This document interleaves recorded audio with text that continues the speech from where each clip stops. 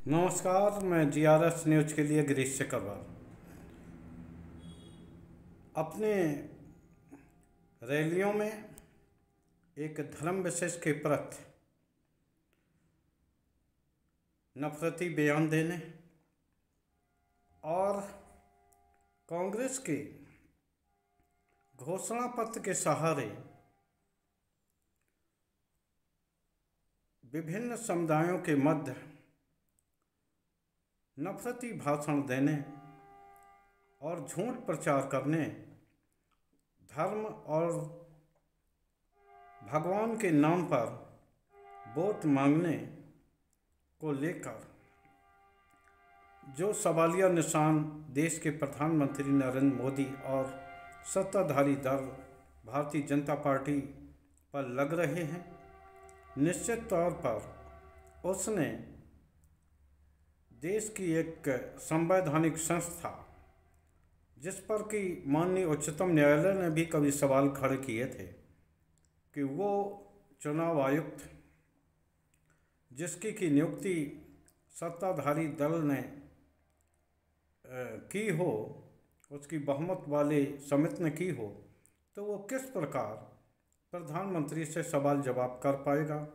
माननीय उच्चतम न्यायालय की आशंका सच साबित हुई और सूरत के निर्विरोध कांड ने, जिसमें कि किस तरह से सभी उम्मीदवारों के पर्चे वापस करा के किस प्रकार से भारतीय जनता पार्टी के प्रत्याशी मुकेश दलाल को निर्विरोध जीत का प्रमाण पत्र दिया गया, उसने चुनाव आयोग की रही सही जो कद्र थी वो भी खत्म कर दी। क्या चुनाव आयोग को इस संबंध में अपने ओर से कोई नोटिस नहीं देना चाहिए, या वो अपने ही जिला निर्वाचन अधिकारी से सवाल जवाब नहीं करना चाहिए, जो कि गाइडलाइन निर्वाचन आयोग की है। आप सभी लोग जानते हैं कि किस प्रकार से बसपा के उम्मीदवार को एक फार्म हाउस से गिरफ्तार करके गुजरात की क्राइम ब्रांच चलाई। ये क्या दर्शाता है? क्या बसपा के उम्मीदवार पर कोई आपराधिक मामला था, या उसे किस योजना के तहत पकड़कर सूरत के उसी होटल में लाया गया जो कि महाराष्ट्र में शिवसेना के विभाजन का साक्षी रहा, और जिस होटल में बैठकर उसके विभाजन को मूर्त रूप दिया गया, उसी होटल में एक बार फिर सूरत में निर्विरोध जीत की पटकथा लिखी गई। इसके पीछे भले ही लोग गुजरात भाजपा के अध्यक्ष CR पाटिल का नाम ले रहे हों, लेकिन कौन नहीं जानता कि बिना प्रधानमंत्री मोदी या देश के गृह मंत्री अमित शाह के इशारे पर क्या इस तरह की कार्रवाई को अंजाम दिया जा सकता है। ये एक ऐसा मुश्किल सवाल है जिसका कि जवाब खुद ही निर्वाचन आयोग को देना चाहिए। 16 मार्च को जब चुनावी आचार संहिता का आगाज हो रहा था, उस समय भी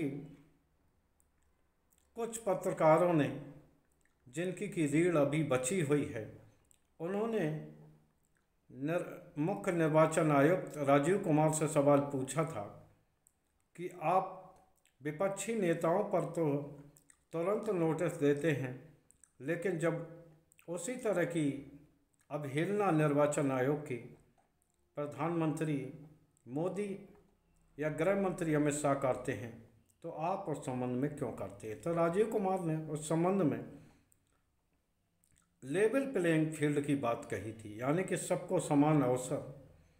अगर कोई भी आचार संहिता को तोड़ेगा तो न सिर्फ उस पर कड़ी कार्रवाई होगी, लेकिन ये दिखाई दे रहा है कि किस प्रकार प्रधानमंत्री झूठ पर झूठ बोलते हुए जा रहे हैं। आड़ ली जा रही है कांग्रेस के उस घोषणा पत्र की और बार किया जा रहा है मुस्लिम धर्म के लोगों पर, जिन्हें कि घुसपैठिया बताया जा रहा है, जिन पे कि ज़्यादा औलाद पैदा करने वाला बताया जा रहा है। आखिर प्रधानमंत्री, जो कि देश के ही एक नागरिक हैं, किस तरह से वो अपने संवैधानिक पद की परवाह न करते हुए आचार संहिता का निरंतर तोड़ रहे हैं, आचार संहिता को, और एक संवैधानिक संस्था को बाईपास भी कर रहे हैं। क्या चुनाव आयोग को नोटिस नहीं देना चाहिए? आखिर क्या कारण है कि भगवान राम के नाम पर वोट मांगने वाले अमित शाह या बजरंगबली के नाम पर मत मांगने वाले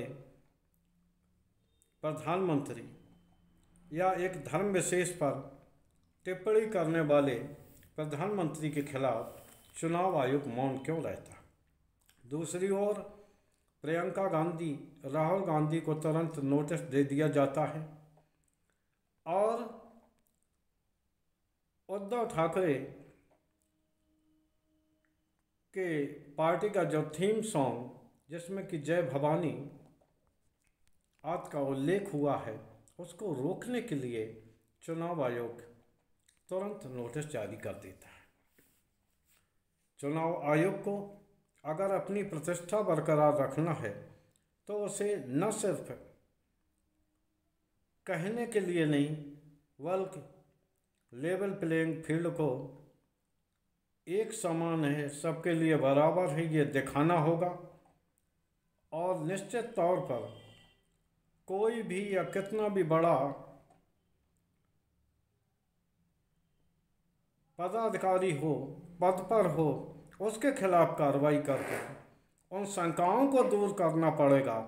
जिस तरह की शंकाएं न सिर्फ देश की उच्चतम न्यायालय ने कही, बल्कि इसको लेकर आम जनता भी सवालिया निशान लगा रही है कि आखिर सत्ताधारी दल के प्रति निर्वाचन आयोग क्यों झुका दिखाई देता है। निश्चित तौर पर सूरत का जो कांड हुआ, उसमें भी निर्वाचन आयोग को दखल देना चाहिए। आखिर निर्वाचन आयोग की ही ये गाइडलाइन है कि अगर प्रस्तावक एक बार किसी भी प्रत्याशी का प्रस्ताव कर देता है तो वो अपने प्रस्ताव से मुकर नहीं सकता। संविधान इस समय जब ये कानून बनाया गया होगा तो संभवतः उन कानून बनाने वालों को इसकी भनक रही होगी कि प्रस्तावकों पर दबाव बना के आगे चलकर किस प्रकार निर्वाचन को रद्द कराया जाएगा। और ये जरूरी नहीं है कि प्रस्तावक